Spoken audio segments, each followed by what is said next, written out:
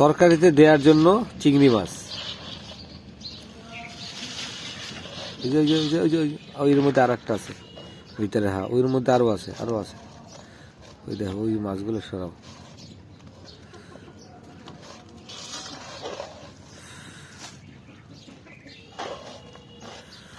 $600 KG, বুঝ।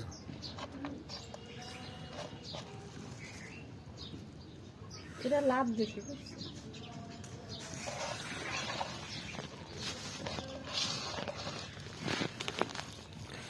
এর মধ্যে মাছ আছে, দেখো এই যে চিংড়ি মাছ, এই অনেক চিংড়ি মাছ আছে এর মধ্যে আছে। এগুলাকে আলাদা করো টান দিয়ে।